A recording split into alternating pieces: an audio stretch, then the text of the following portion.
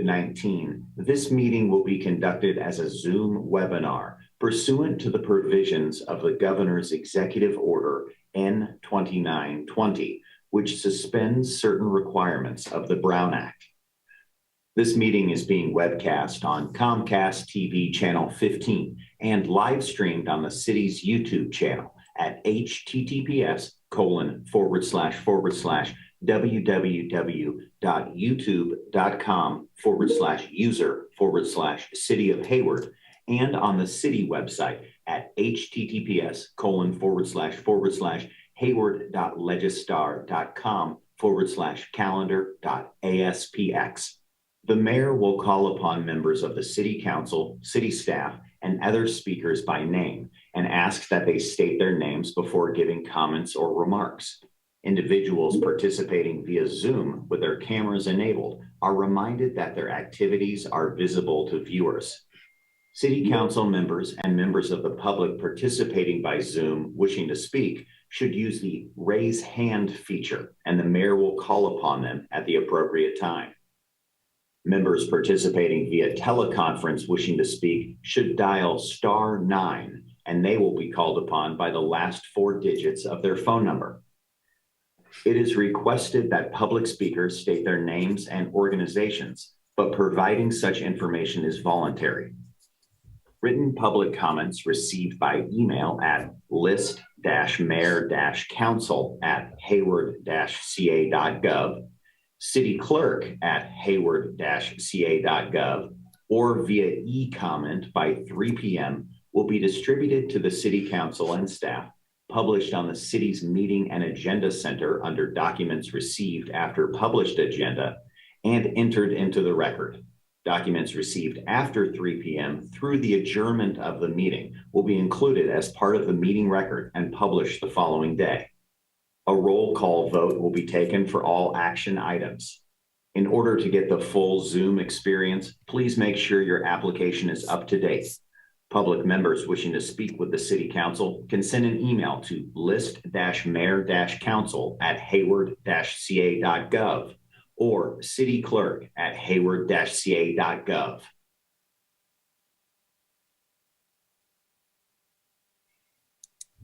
Thank you. And welcome to this meeting of the Hayward City Council. I'm going to call this meeting to order and ask our city clerk, Ms. Lenz, to please call the roll. Oh, wait a minute. I'm sorry. Before we do that, let's go on the order of the agenda. And I'm going to ask Council Member Andrews if she will lead us in the Pledge of Allegiance. Okay, everyone, rise. I pledge allegiance to the flag of the United States of America and to the republic for which it stands, one nation, indivisible, in liberty and justice for all. Okay. Thank you for that. And I just also want to thank you, Councilmember Andrews, for officiating today at noon, I understand, in the raising of the Pan-African flag, which I don't think that's a current picture behind you, so you can't see it, but it's out there, right? And was put up today. And so thank you for, I wasn't able to be there at noon when you did that, but I heard you did a great job and that it was a good event and people came. So thank you for doing that. And with that, I will ask our city clerk, Ms. Lenz, to call the roll. Yes, thank you, Madam Mayor. Good evening. Councilmember Andrews. Aye. Councilmember Lamnan. We understand she's absent. Councilmember Marquez. Present. Councilmember Salinas. Here. Councilmember Wahab. Here. Councilmember Cermeño. I am present. Mayor Halliday. Here. Thank you. Okay. That brings us to our closed session announcement. I think that I will make the announcement regarding item number 2. Do you want me to do item number 1, 2, or Madam City Manager? I'm happy to. Okay. There was no reportable action. It was the agenda item was conference with legal counsel, the case of Justin Nisioko versus City of Hayward, Alameda County Superior Court case number RG 2007-8266, and the council took no reportable action. Okay, and item number 2 was the public employment annual performance evaluation of the city clerk. As I said, we are launching, as I've said previously, we do this every year, and we started this year with the city clerk, and we took no reportable action on that item.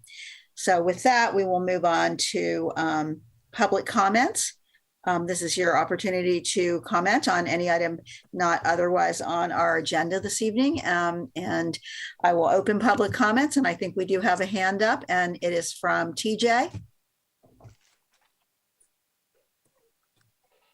Hey, it's TJ with Hayward Concerned Citizens. I just wanted to send out appreciations for finally working on getting HPD their locker room renovation. I hope that'll be followed up with a roof. It's looking a little blustery out there, and police literally have a bucket they have to empty in the rainy season. Maybe even a new building if you should ever find some funds or a grant for that. That would be great. Thank you so much. We want to catch our police up with our fire department who've had lots of renovations to their building. Thank you so much and take care. Thank you. Is there anyone else who would like to make a public comment this evening? Not seeing any more hands raised. I'm going to close public comment, and we will move on to comments from our city manager. Thank you, Mayor. I actually don't have any comments this evening. Oh, that's very unusual, but thank you. Okay, a lot going on, but okay, so that will move us to our consent calendar, which this evening is items 1 through 7, I believe, including one of the item that was mentioned by the public commenter. But is there any member of council who, Councilmember Wahab? Thank you. I'd like to pull item number 7, but I just have a question. Maybe we can just do a question if nobody else has anything pulled. Well, all right. Would you want to go ahead with asking the question about item number 7? Yeah, no, I generally appreciate the work here. I know I've done tours of the facility and I really appreciate it. And I know that, PD for the most part appreciates it too. My quick question is, with the changes of the rooms and kind of the potential of a gym and so forth, are we including potentially a space for a lactation room? We can incorporate that into the design of the locker room, because I think there will be space. I know in City Hall we have like a restroom, not like a bathroom, but like a place where employees can go and rest. But we also use it as a lactation room. So I think, and our public works director is nodding, saying we can work to incorporate that. It is something that we are including in all of our new facilities. We have the new lactation pod coming to the library, and so I think it's important for our employees. There's a lot of employees at PD who may have newborns, so I think that's important. No, I appreciate that, and if we can include just a lactation room or a space for them to be able to handle their business, if you will. That's primarily what I wanted to ask. Otherwise, I was pretty supportive of this. I appreciate the designs as well, and kind of the concept of what you guys are looking for. So thank you, and I'll move items 1 through 7. Is there a second? I'll second Mayor Marquez. Okay. So items 1 through 7 are moved by Councilmember Wahab, seconded by Councilmember Marquez. I'm not seeing any hands raised. So Madam City Clerk, will you call the roll for the vote? Yes, Madam Mayor. And I believe that it was also for the public members, right? We don't have any requests to speak from public members. So, yes, I did not see any hands up among the public. Yes, sorry. Thank you. Thank you. All right. Councilmember Andrews. Aye. Councilmember Lamnin, absent. Councilmember Marquez. Aye. Councilmember Salinas. Aye. Councilmember Wahab. Yes. Councilmember Cermeño. Aye. Mayor Halliday. Yes. And Thank you. the motion carries with 7 aye votes. And that brings us to item number Mayor 8. Halliday, my apologies, 6 aye votes, right? 6 and 1 absent. Oh, yes, I'm sorry. You're right. It isn't 7 tonight. Right. And I will mention that, yes, Council Member Lamnon is absent this evening. So 6. Thank you for correcting that. Okay, now we will move on to item number 8, which is, I believe, our report and, well, adoption of a resolution approving the fiscal year 2022 mid-year budget update and receiving the general fund long-range financial model update. And we will hear on this one, I believe, from Finance Director Clausen. That's correct. Good evening, Mayor and Council. I will also have our Deputy Director of Finance presenting with me, Ms. Nicole Gonzalez. We've got a small, short PowerPoint, and we can answer any questions that Council may have before we get to asking you all to adopt the resolutions to authorize the adjustments that we've got. So I will share my screen.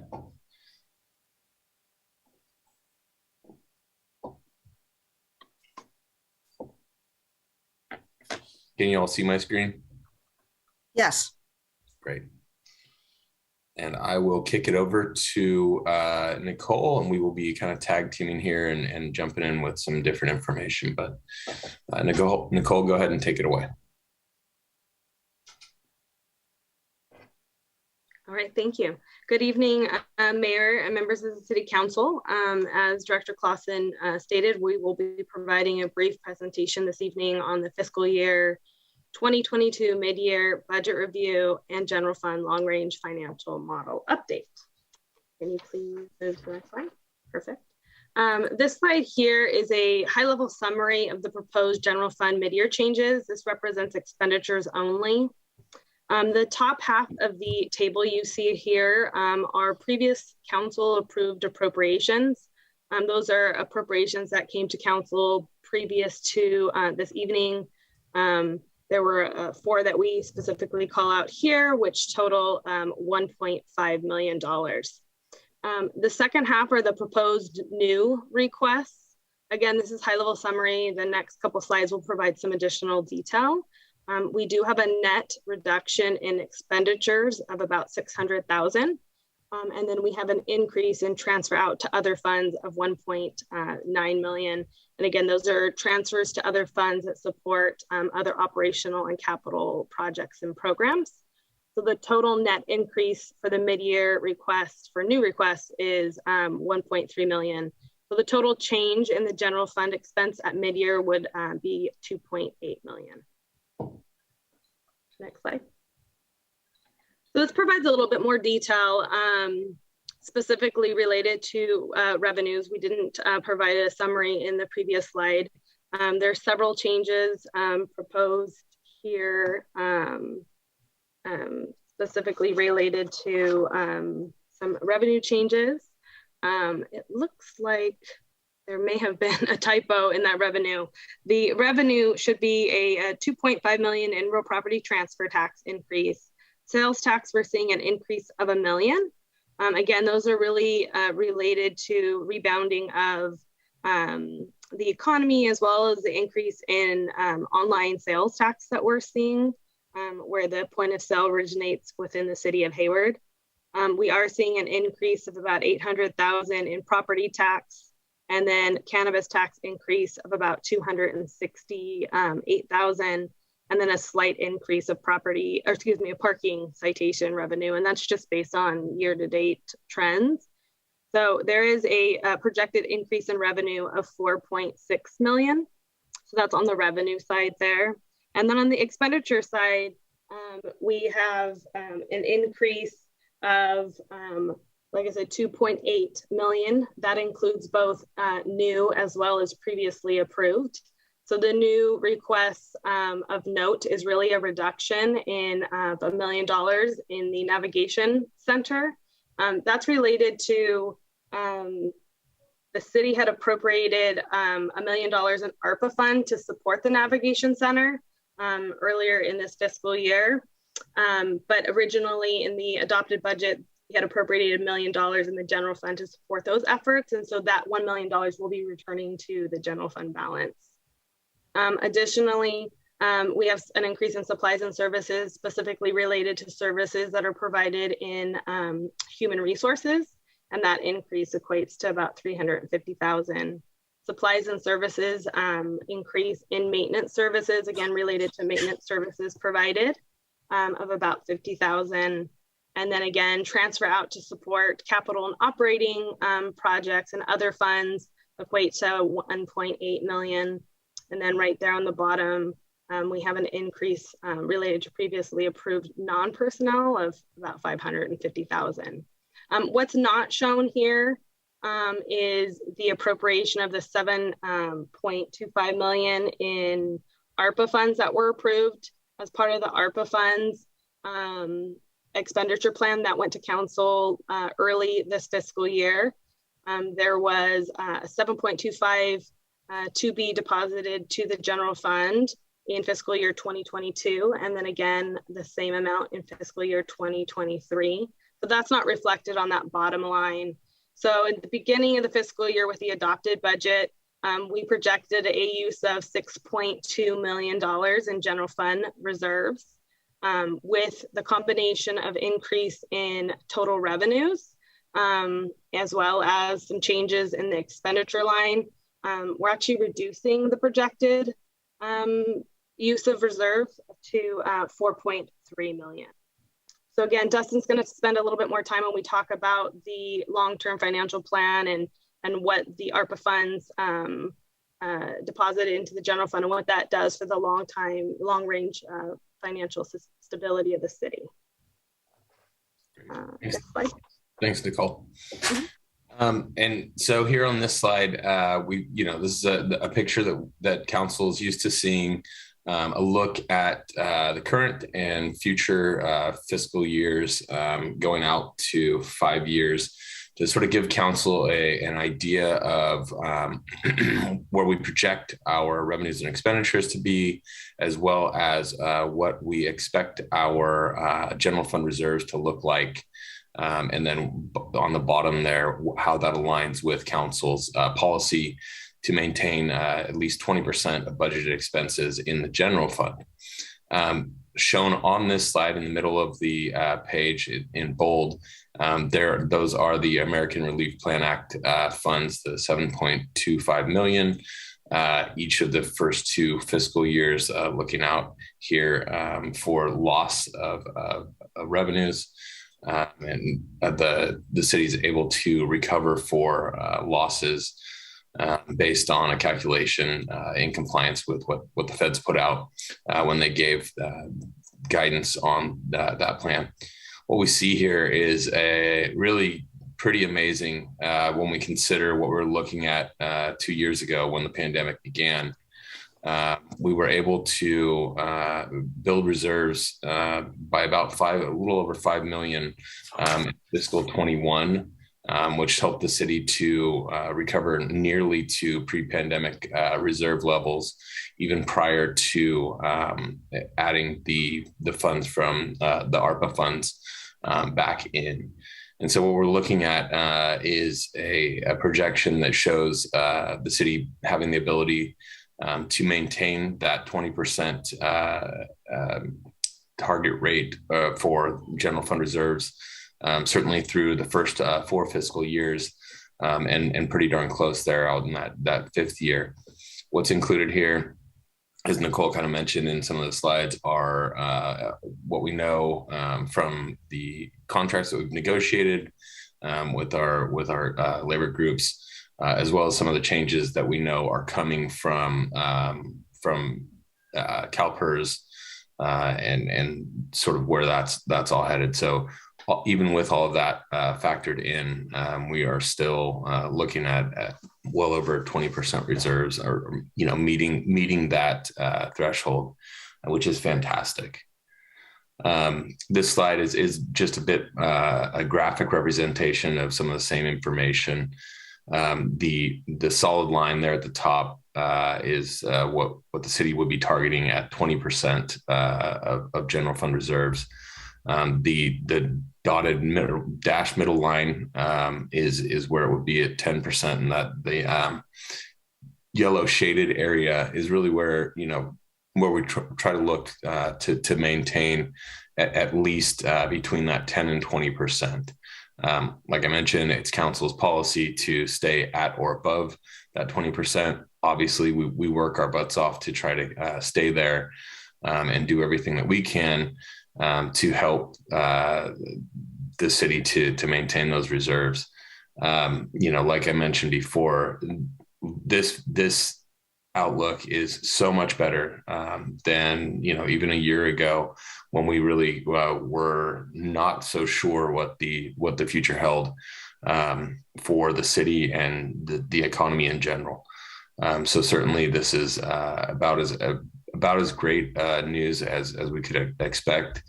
We will certainly do everything we can in those out years to make sure that we stay at or above that 20% of general fund reserves, and try to make sure that we continue to work on the city's fiscal sustainability and make sure that we bring council options to do all of that. And we'll continue to do that as we head into the fiscal year 2023 process, and then certainly moving forward as well.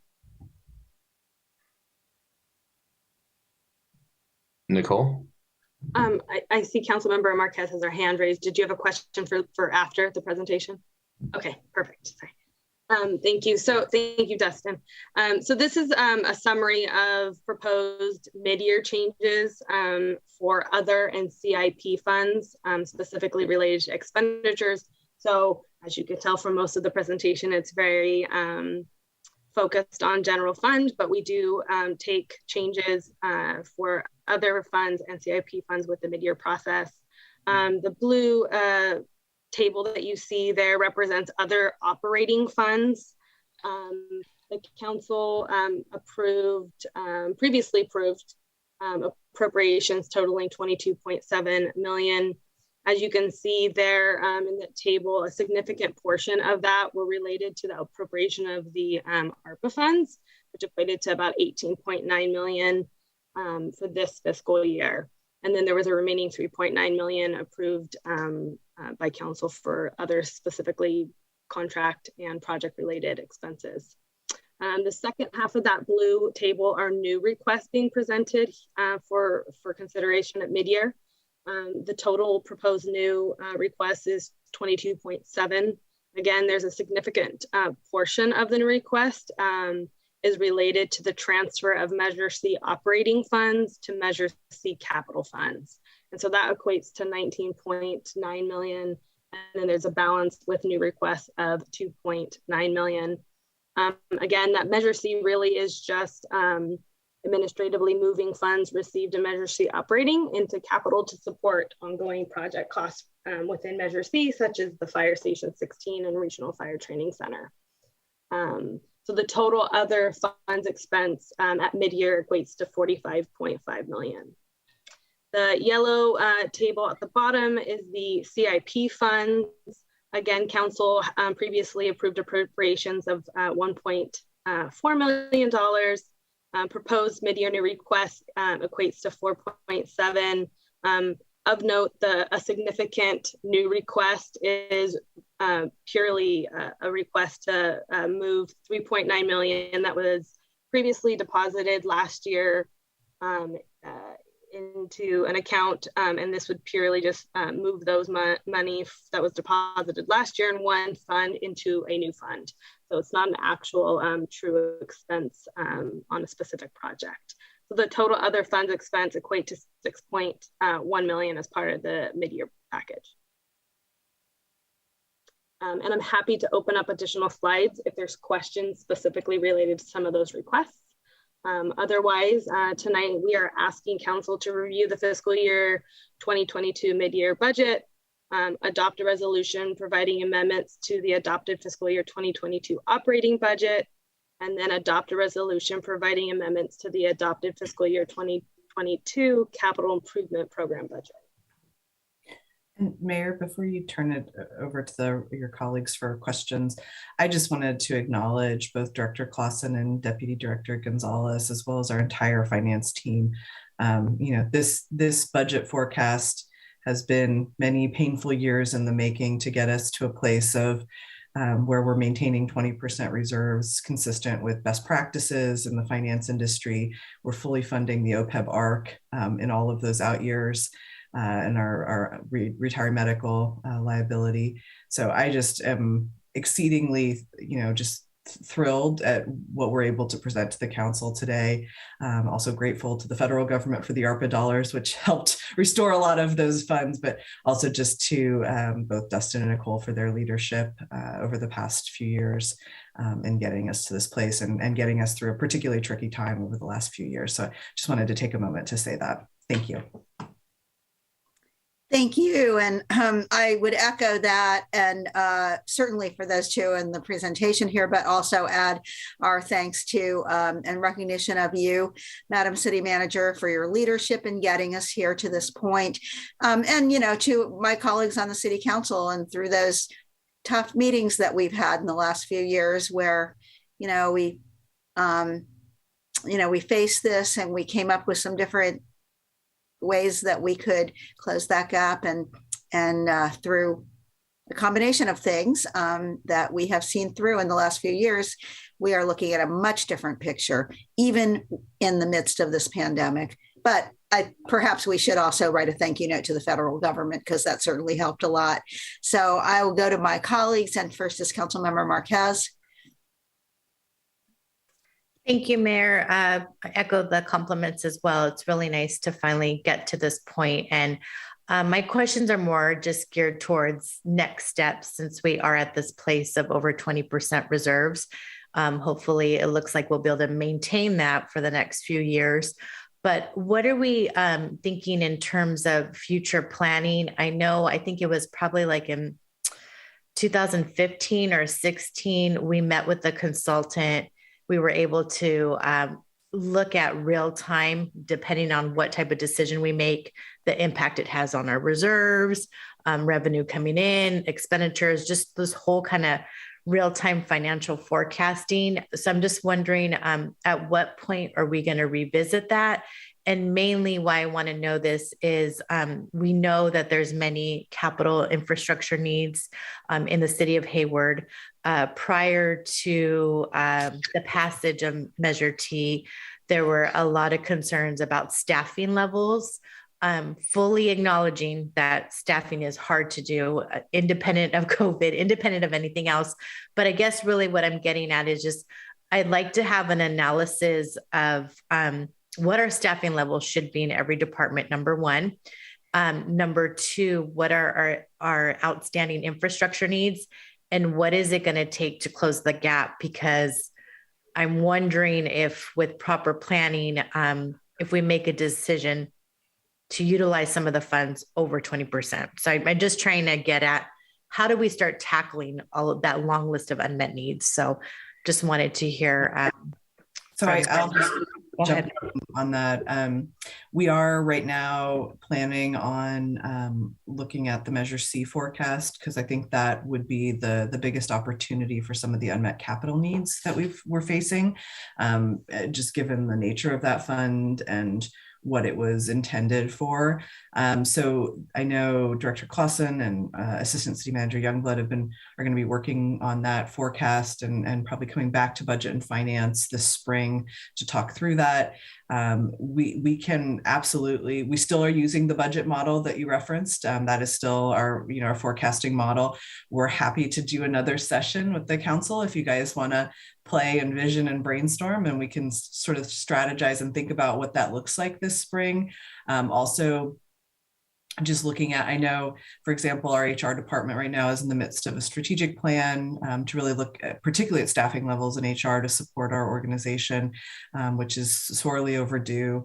But I think there's probably other departments that could use that work as well to look at kind of comparative staffing levels and what's what's feasible, what's attainable, given our numbers, and if we do face another downturn at some point. So we will take all that under advisement, and that sort of desire to have a little more strategic conversation about the budget and start to plan for that over the next couple of years.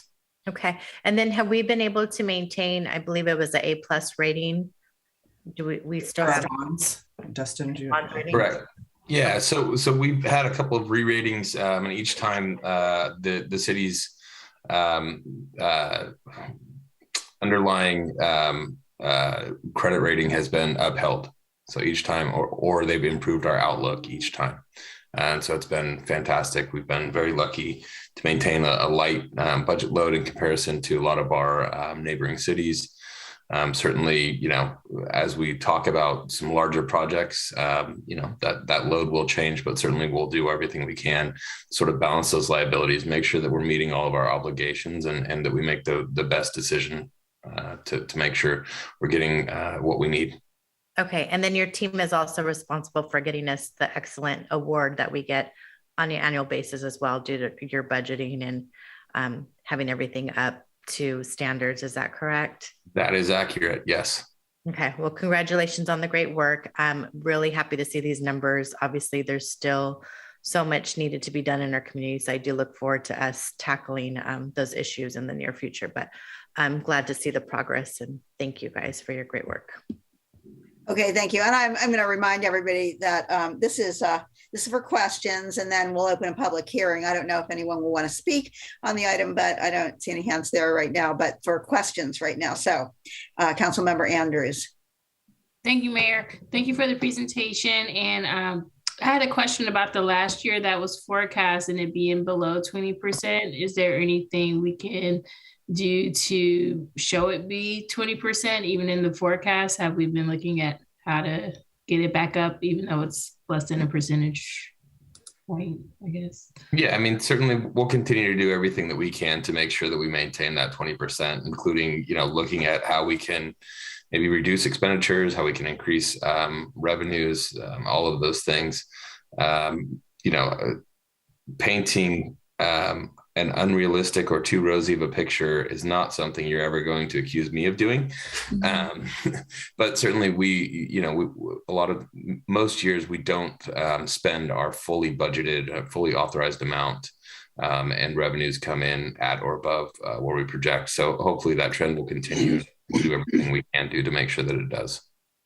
Okay. And then as you continue to forecast, looking at how Measure C funds are being used, are we also looking at facilities in kind of, I understand that the CIP is being updated, but is there anything we can do more on the facility side?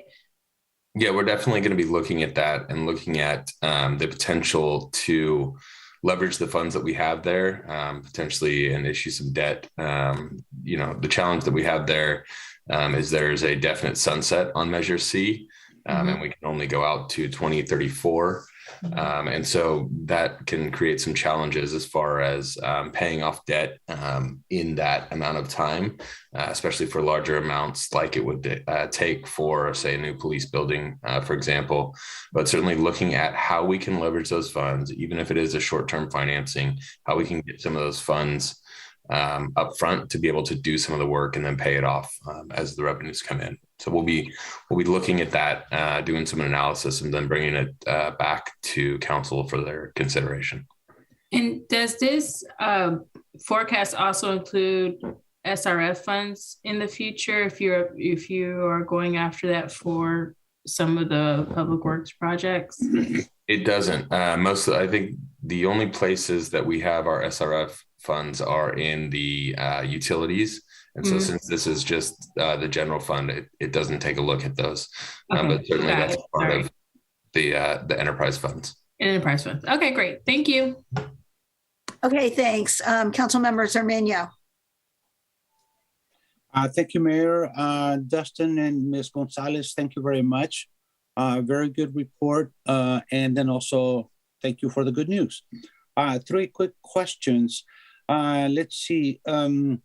thoughts on cannabis taxes or increases in the near future once we open up the two new dispensaries that we approved? Any thoughts on that? I don't have any specific thoughts on increasing or decreasing the rate necessarily, the tax rate.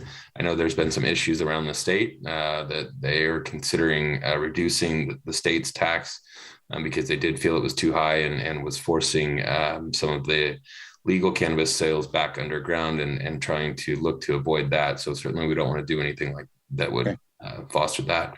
But, I think at this point, we've got one dispensary doing some very big business and bringing in some good revenue. So hopefully we continue to see that trend. Okay. And I noticed that in the future years, you always go with a number in expenses higher than the number revenues. So I suppose that's a normal protocol of sorts. Correct. Yeah. Okay. All right. And my last one, do we foresee any emergencies in the near future besides a roof on our police department? Knock on wood, no. And can I just comment on the police department roof? I got a text from our maintenance services director who said the roof was fixed last week. So he's going to double check, but the roof should have been repaired last week by our facilities team. So if it's not, he's going to double check and make sure something didn't happen over the weekend that he's not aware of. Okay, that would be good news. So it'd be one less expense that we would have for our reserves. You always worry about emergencies. So I really can't think of any emergency that can come up. Dustin, anything that we foresee in the future as far as emergencies that would dip into our reserves? Knock on wood, I don't foresee any. Certainly, we weathered an incredible storm here with the pandemic. Yeah. And, hopefully we've got some smooth sailing for a few years here. And we don't see any more money coming in from the state or from the feds in regards to the COVID, right? I can't imagine. If things don't change, I can't imagine so. There may be some FEMA reimbursements that are outstanding, but other than for actual expenditures on the supplies and things like that, but we haven't seen evidence of any additional. And I believe it's been a couple of years since we've seen our reserves to where we actually want them to be, right, Dustin? Correct. Yeah, we haven't seen it that way since the pre-pandemic. All right. So thank you for the good work. Okay, thank you. Councilmember Wahab. Thank you. Well, first, I just want to thank the finance team for just working on this and making sure that, it's very simple to read and, just shows the progress that the city has made. I did want to ask a little bit, we still don't have the 2 other cannabis businesses up and running, right? I know I've sit on the budget committee with Councilmember Lamnin and the mayor. And so I sometimes bring this up because that is a revenue source that we are not really absorbing at this moment in time, right? So I just want to understand the priority level of that from our city manager if we are. Yeah, I mean, it's dependent on them at this point. I mean, as I understand it, both are still struggling with financing and I believe one is still struggling to find a location, although has been working with staff. So, we're doing as much as we can to help expedite the permitting process. But, we can't force them to open if they don't have the financing to do that. So it's we're happy to continue to work with them, but it's ultimately up to them to actually open their doors. And for both of them, it has been over 1 year, correct? Correct. So, I mean, I think that's one thing we can look at. I know the council had expressed concerns about letting cannabis licenses linger if people aren't actually using them. And so, I think it's a balance because both of them have been actively working to try to open their businesses versus just holding the license because they want to hold a license. So I think there's a balance there that the council would have to weigh as to how close they are to opening and the like. So. Definitely. And I just want to flag this for everybody. And the reason why is because there's one business in particular that, there's always rumors that these individuals are looking to sell their license. And I don't want to get into a situation that we had previously where we, have some company that comes in under the guise of, us trying to help a small mom and pop, if you will. So just very much flagging that. I do want to ask, just because it's been asked, in regards to creating a brand new building, what is the budget? I just want people to understand what we're talking about when we're talking about budgets. An average building? Yes, right. How much would that cost? So, the library was about 70 million. The fire training center was about 70 million. Police building, I think the latest estimate was somewhere between 90 and 110 million. So those are not about the same as our annual budget. So our reserves would never cover that. No. Right, exactly. So I do just want to highlight that as for transparency, as city buildings do cost a significant amount of funds. And to Director Clausen, you mentioned increasing revenue potentially. What are some high-level concepts that you guys have kind of tossed up in the air? And, we've talked through a lot of them with council. Some of them we've employed. We increased the real property transfer tax rate in the city, creating the cannabis tax, the local cannabis tax. We've looked at the potential for changing the city's business license tax as well. Obviously, we try to make full cost recovery when it comes to any fees or charges that we pass on to users, those sorts of things. We don't have too many untapped potential necessarily. I mean, certainly if we were to get voters to approve a new tax, that'd be a whole new stream of revenue. That's a long, there's a lot that goes into that. We'll just leave it at that. Okay. And then the final question that I did have was in regards to our reserves as much as possible. And I think in the past, I've stated that I'd like to add to it. For example, the city of San Leandro had a significantly higher amount than we did when we were entering the pandemic, right? I think their reserves were at like $45 million or something like that. And the city's not as large as us. And I've kind of questioned this, but I want to ask, what do you think our reserve should be at? And I know I compare it always to like just regular human beings of, you need at least 6 months of lead time. Ours covers what about 2 months of city operations. Do you think that it should be increased and that we should be striving for a bigger goal, or should it remain the same? That's a tough question. I think as a fiduciary for the city, certainly I want our reserves to be as, plush as we can make them. But all of that while trying to make sure that we are maintaining the level of services that are expected out in the community. We've got a staff that can meet those needs and be able to maintain, create, repair facilities that the city does have. And so all of that certainly can make that challenging, all while trying to meet all of our unfunded liabilities as well. And so I think, 20% is a great policy place to be. Certainly, as much as we can, still operate comfortably and maintain reserves of above that. Your finance director is very happy when that happens. All right. Thank you. I appreciate it. I'll leave the rest for comments. Thank you. Okay.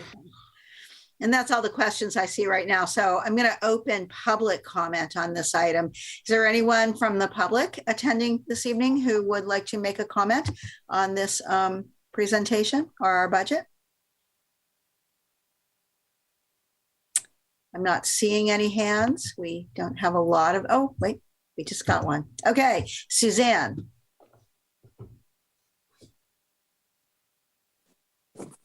Hi, it's just on one of the comments that you guys, that Councilmember Wahab made. Yes, it does cost a lot to build a building. I understand that, but the longer you wait, the more it's going to cost. So I think you guys really need to start really thinking about it and planning for it. The longer you wait, the more it's going to cost. That's all I wanted to say. Thank you. Okay, thank you. Is there anyone else who would like to make a public comment?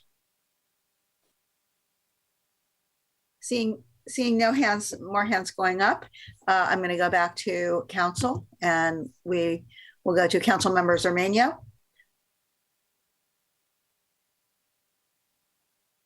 Mayor, I'm very pleased with the report from Mr. Gonzalez and Dustin, and from the work of all of our staff and all of our employees. And with that, I move on these 3 staff recommendations. I'll second. Okay. All right, thank you. And Councilmember Hobb, did you want to comment further on that? You know, I again, you know, sitting on the budget committee and us reviewing this regularly, I really do want to commend the staff. I know you guys have, especially last year, I can't get over past last year and the year prior of just all the COVID work that you guys have done. So thank you for that.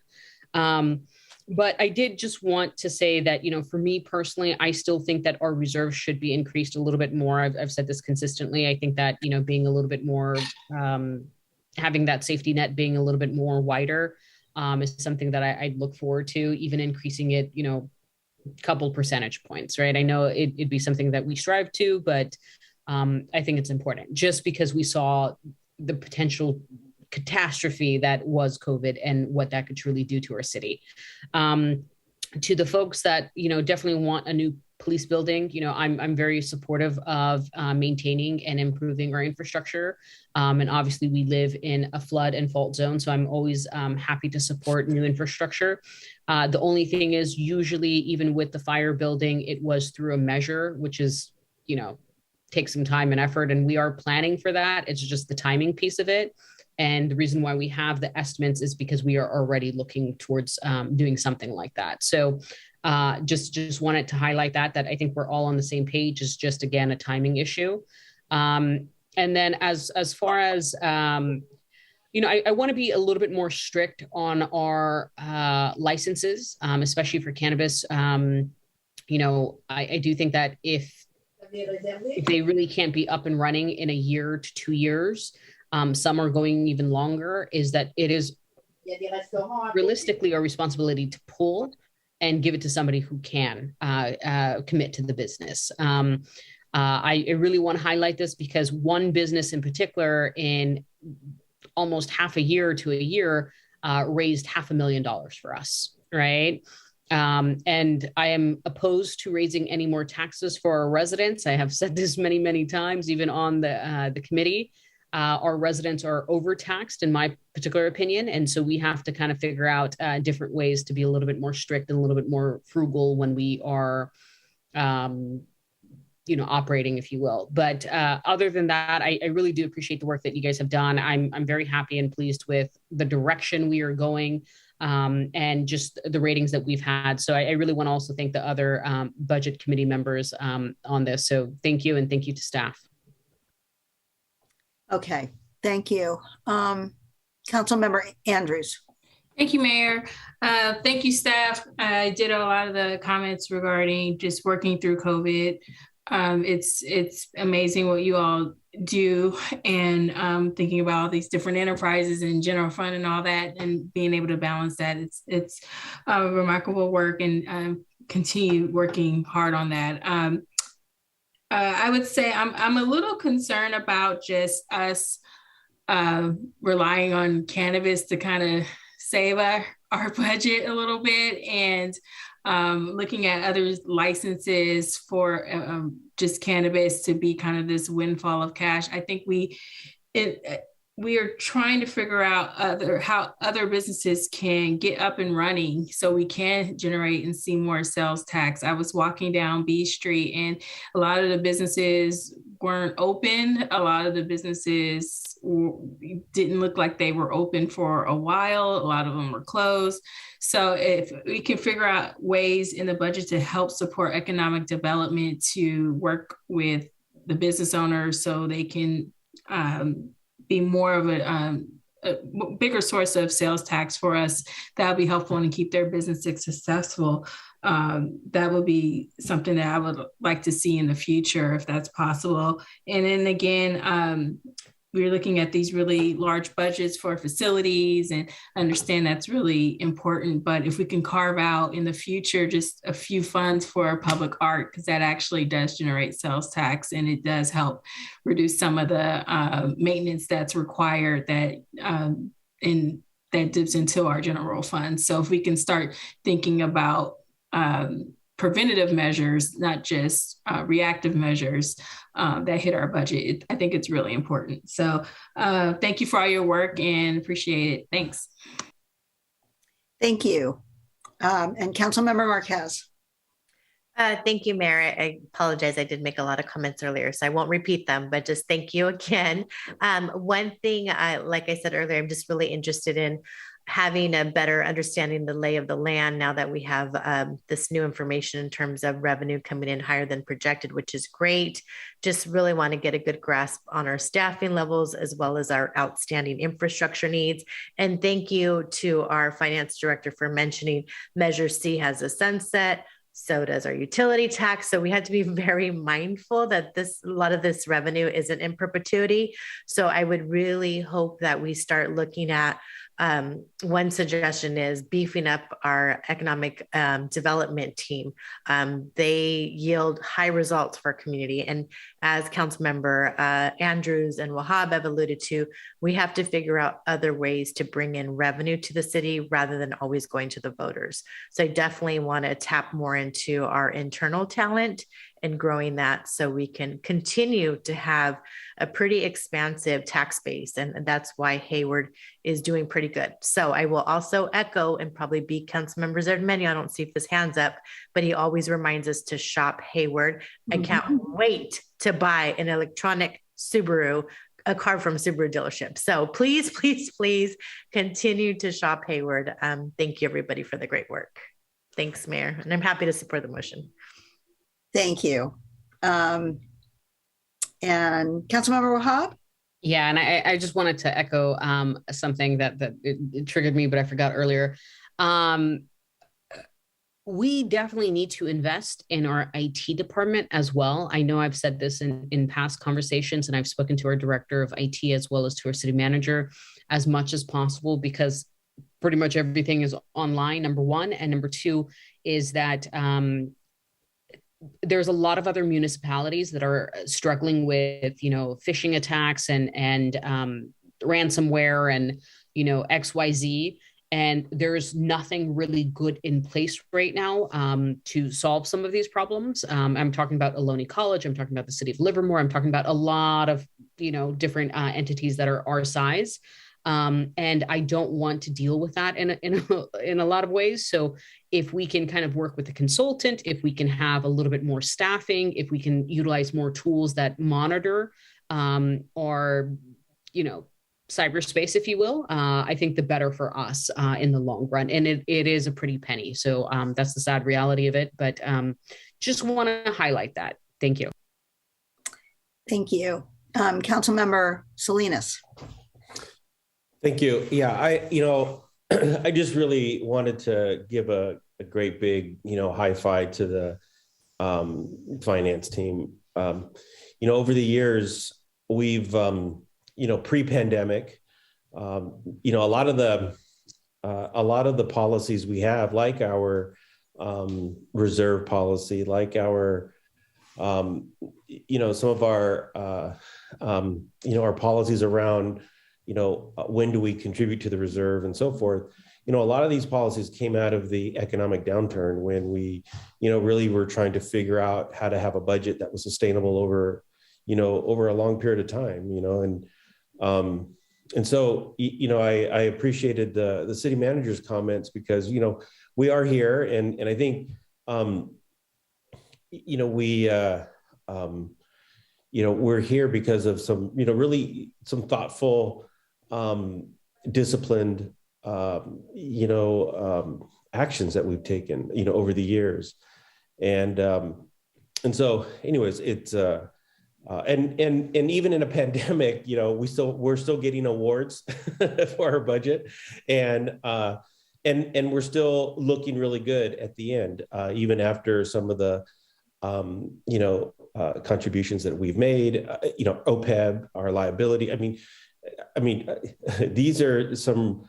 We've stayed disciplined. I think over the years, council after council after council, I think have adhered to a very fundamental principle, and that is, making sure that we can weather storms and we can stay on track. And so, anyways, a lot of the comments, absolutely, right now we're going to really. I know we've been talking about this in the Economic Development Committee. We really, all ideas are on the table right now in terms of economic development, and we're really going to have to think about, how do we, get businesses to grow, how to open up new businesses, how to open up their doors, and how to grow existing businesses. And I drive through downtown like everyone else does, virtually every single day. And it breaks my heart to see the doors shut, doors locked, and there's some shiny stars down there, of course, but we need more. And so, anyways, I think I just want to make those comments because I think we've come a long way, and I think what we've done over the years, I think have worked. I think have worked for us really well. So I'll be supporting the motion. Thank you. Okay, thank you all. And I'll just add, I think a lot of the comments were very good. But, we have to, it's all about balance. And I mean, I agree, Councilmember Wahab, that, it would be nice to have, and we do strive. We are actually having a little bit more higher right now. That's projected to come down, but if trends continue, it won't come down, and we will maintain a little bit higher. And I don't think that's a bad thing. But on the other hand, too, we need to provide the services, and I think that's what our residents want, is that we provide services. We have to figure out. Someone brought up, I think it was it was Council Member Marquez in the beginning, that we should look at our are we adequately staffed, and we know we have capital needs that are unmet. So, but we don't want to spend everything and then drop our reserves either. So it's all about balance, and we should always strive to have a little bit more. But this picture is the best I've seen since I think I've been in office, and that's about 18 years now. And it, as far as the reserve picture. So, and especially coming out of a pandemic, we wouldn't be here though, if we didn't have the ARPA funds. Have helped a lot to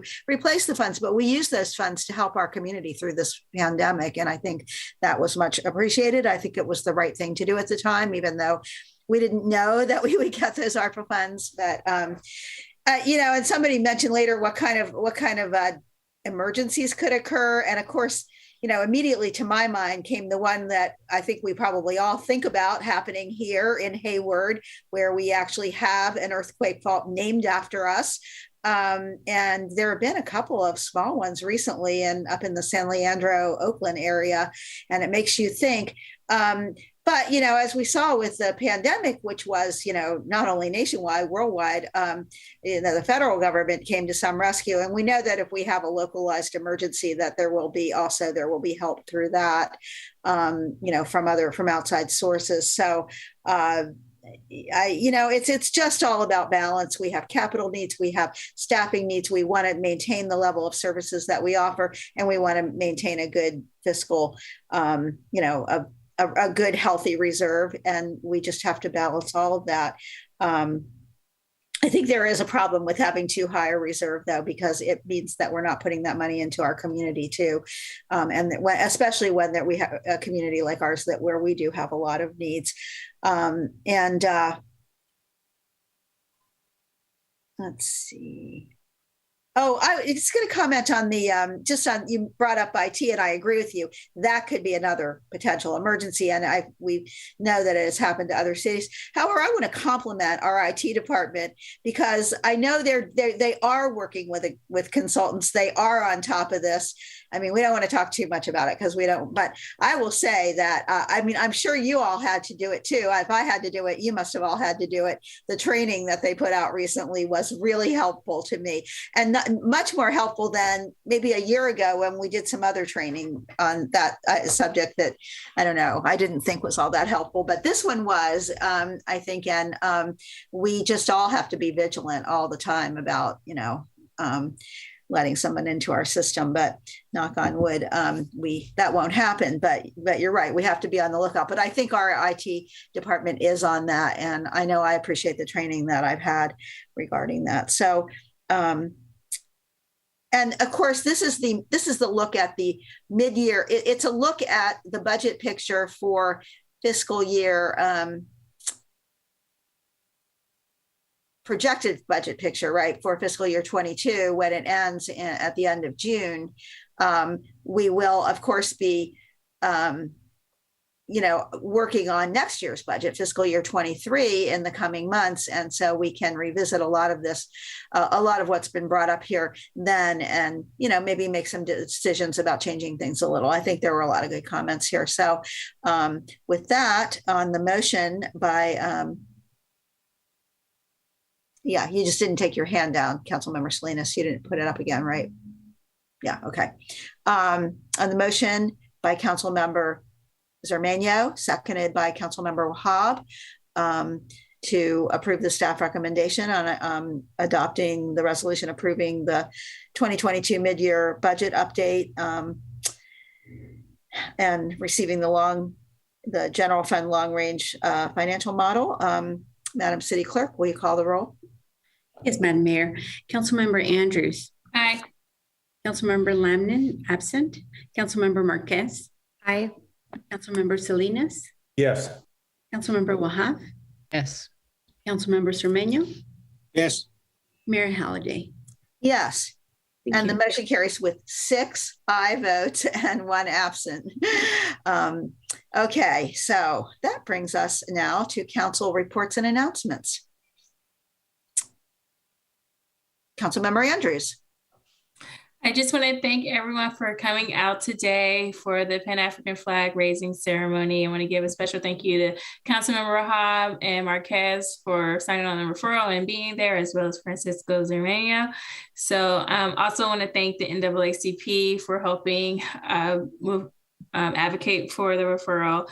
And then I will be moderating an event for the Hayward Historical Society, and we'll be discussing African-American wellness with the African-American Wellness Project, as well as Palmacia Baptist Church, and City Council member Teresa Cox from Fremont. And that's Sunday at 3 p.m. You can go to the Hayward Historical Society for more information. We'll be doing that on Zoom. Okay, thank you. And thank you to all of you who brought the Pan-African flag idea to us, and I'm glad that we were able to raise it today. And and we will do that on future occasions as well. Councilmember Wahab. Thank you. I actually just wanted to give kudos to Councilmember Andrews for not only raising the flag today with our maintenance staff and the entire staff that, just sets those types of events up. So I really appreciate it. It was very cold today. So I appreciate everybody who also attended, Councilmember Marquez, Councilmember Zermano, and everybody else who weathered the storm, if you will. Other than that, I also just wanted to highlight, if we can, to our city manager, specifically any updates and I always forget it, so I apologize ahead of time, but the dumpster pickups, the one time, I think it's 2 times. Councilmember Marquez usually covers that. Bulky pickups. Yes, just because I've seen that a little bit all over the place. So I don't know if we can do a social media post to just say, hey folks, if you guys have like a large mattress or, you don't have a truck to dump your stuff, you guys can dump it here, especially renters, just because they're having far more difficulty to, and they move quite more often. So if we can kind of just do one social media post, if you will. I know our maintenance services department is working on a project specifically to create some localized kind of dump days where people can in the neighborhoods bring, so they don't have to try and either call waste management because of language barriers or other fear of accessing city services. So we can do all of those things. And yes, we try to do that regularly, but every resident who has waste management garbage services, you are eligible for 2 free bulky pickups a year. I made the mistake of forgetting that I was eligible for that and called the 1-800-JUNK guys and paid money, unfortunately. And then I remembered I was eligible for bulky pickups. So don't make the same mistake I did. So every resident gets 2 of those a year, and it's a great, you just put it out on the curb and they come pick everything up. It's fantastic. So. Perfect. I appreciate it. And if we can just do a social media post where people can kind of see that and share it and save it. So thank you. Okay, thank you. And Councilmember Marquez. Thank you, Councilmember Wahab, for bringing that up. And I had my bulky pickup this morning. So absolutely love the service. The phone number is 510-537-5500. I did 2 last year. You'll get another 2 this year. And you could even call in and request a voucher. The voucher does require you to haul your stuff to San Leandro, but if you need it, I highly recommended it. I've taken advantage of the dumpster service. It's just a phenomenal service. So please help us keep Hayward beautiful. Report any illegal dumping to Access Hayward, but it's definitely a much needed benefit that we pay into as ratepayers. So please take advantage of it. And thank you for bringing that up. And thank you to Waste Management for coming out early. The trucks, yes, are a little bit loud, but they do a great job and they move by quickly. So please take advantage of that. Thank you, Mayor. Thank you. I know we heard about that, the pilot programs at sustainability that they're going to try out. So maybe at the point of I just got a text that the first pilot is March 19th. I'm trying to get the location. So if I can get that before we finish this, I will let everyone know. Maybe when that they have those, we can have an informational item to council or something on how that's all come out. Yes, and so it's there have been direct mail pieces to the 2 neighborhoods that we are targeting. So every household in those 2 neighborhoods has gotten a direct mail piece saying that there will be this bulky pickup by maintenance services available at the city maintenance transfer site, which is in a neighborhood location. So we wanted to really target these 2 neighborhoods first to see how the pilot goes and to be able to get some data on response. So we will report back on how it goes on March 19th. Great. Okay. Well, with that, there are no other announcements. I think we are ready to button through the whole agenda. We have no council referrals this evening, and I see no other hands up from council. So we have come to the time of our adjournment. And tonight, we're adjourning in memory of 2 Hayward residents. The first is Paulette Ann Arteaga. And, she lived in Hayward and had a career with the U.S. Post Office here. But she also was a very active member of Glad Tidings Church, for one thing, and also founder of something that was a very nice annual event. I think there were 12 annual ones. I think they haven't had it for the last couple of years, but something called the Pink Ribbon Tea.